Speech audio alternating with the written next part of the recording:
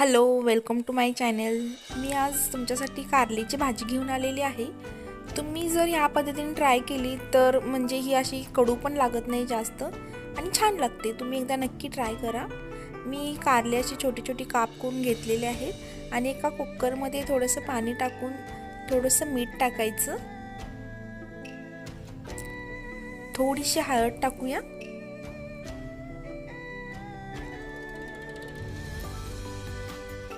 आणि याला 2 शिट्ट्या करून घ्यायच्या आहेत मोठ्या गॅसवरती.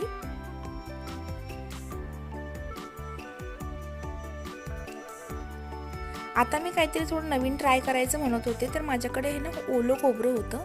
त्यात मी एक कच्चा टोमॅटो घेतलेला आहे, 2 हिरव्या मिरच्या आणि कढीपत्ता घेतलेला आहे. त्याचं मी वाटण करून घेणार आहे.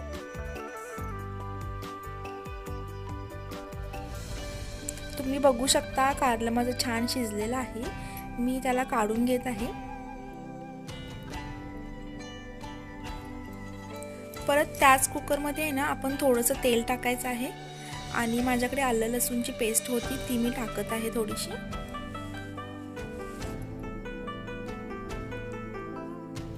मस्त अशी भाजून घ्यायची. आता मी टाकत आहे जो आपण वाटण केलेला होता मसाला, तो टाकून घेऊया. छान असा परतून घ्यायचा आहे. व्यवस्थित असा भाजला की आपण त्यात आपला जो मी टाकते ना कोल्हापुरी मसाला, तो मी आता ह्याच्यात ॲड करत आहे.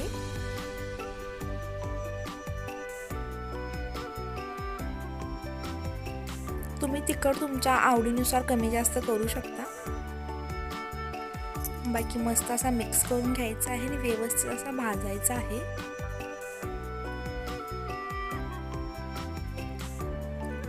आता कारलं टाकून घेऊया.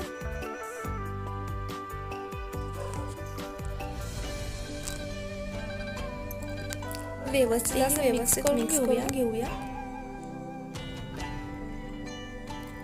तुम्ही या पद्धतीने नक्की एकदा ट्राय करा आणि मला कमेंट करायला विसरू नका की कसं बनलेलं आहे.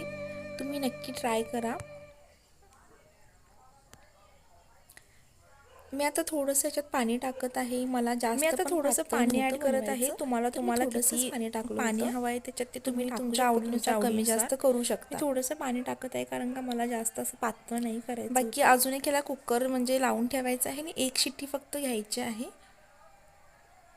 फायनली तुम्ही बघू शकता किती छान तेल सुटलेलं आहे दिसायला आणि चवीला पण खूप छान लागत होतं. तुम्ही नक्की ट्राय करा आणि मला कमेंट करायला विसरू नका. Please like and subscribe. Thank you.